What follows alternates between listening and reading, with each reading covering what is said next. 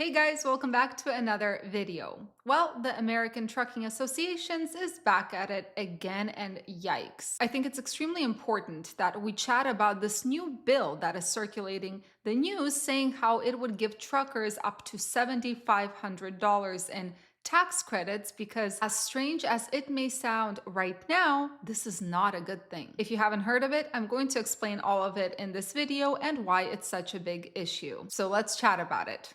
Ready? Let's go!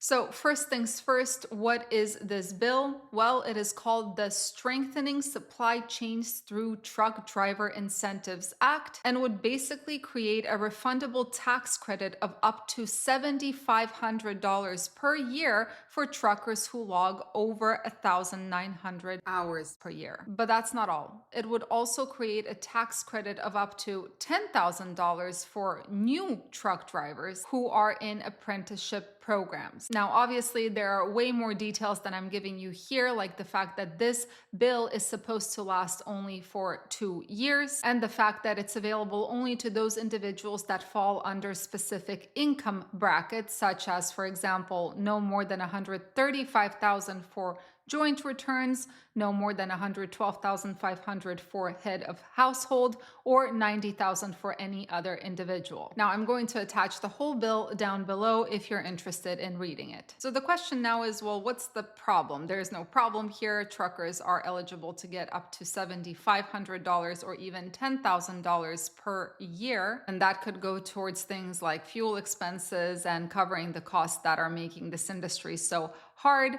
Well, yeah, it is a problem because it's like selling your soul without realizing you're doing it. The reason this bill came up in the first place is, driver shortage. Zach Nunn of Iowa, I hope I'm pronouncing his name correctly, he's the congressman who introduced this bill. And he actually said, and I'm going to quote this, "Right now, we're facing a serious shortage of truck drivers. We are experiencing both a recruitment and a retention problem in the trucking industry.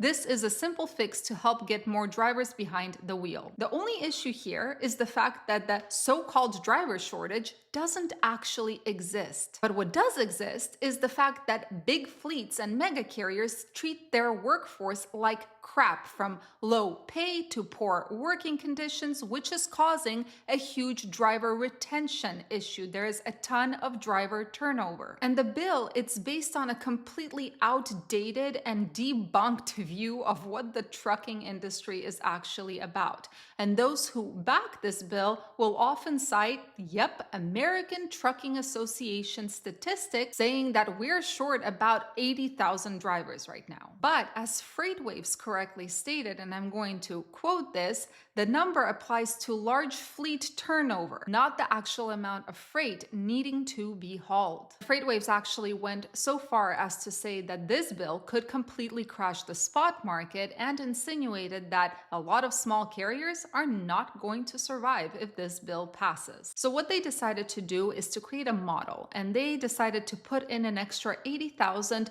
dry vans into the market to see what would happen if this bill were to pass and if that 80,000 driver shortage were to be eliminated. What they found was that between 3 and 6 weeks, the spot rates would crash by 11 to 23 cents per mile, just in 3 to 6 weeks. And again, the biggest supporter of this bill is the American Trucking Associations, which of course represents those mega carriers, and the only thing that they care about is having people in those trucks at all times. But the question is, what about the smaller carriers, those owner-operators or the small, really small fleets that make up a huge chunk of this industry, and a lot of them do rely on the spot market? The first question is, how long can they survive in the current market? And the follow-up question is, how long would they be able to survive in a market which sees 11 to 23 cent per mile decreases? We do have a huge issue with capacity. FreightWaves, who is notoriously the optimistic one, released an article saying what a mess it is right now. Remember, we were looking at the net change in carrier population just a few days ago? Well, that's an increase by almost 33%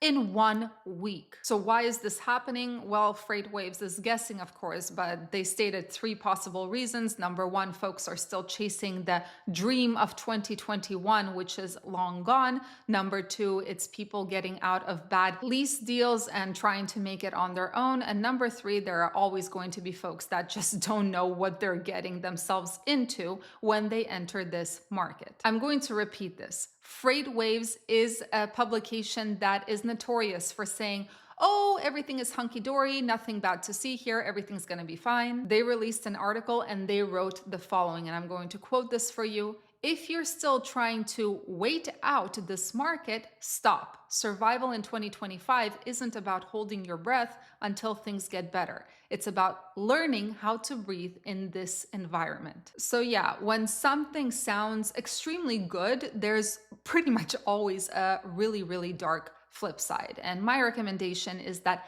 mega carriers and those that support or represent those mega carriers, it would benefit them to once in a while look in the mirror and ask themselves, what am I doing wrong? Because currently all they're doing is throwing money at a problem that doesn't even exist. Now, I know that they will never look in the mirror, they will never admit that they're doing something wrong, but hey, a girl can hope. Anyway, guys, thank you so much for joining and watching this impromptu video. I'm wishing you a beautiful rest of your day, high-paying loads and easy roads. See you in the next video.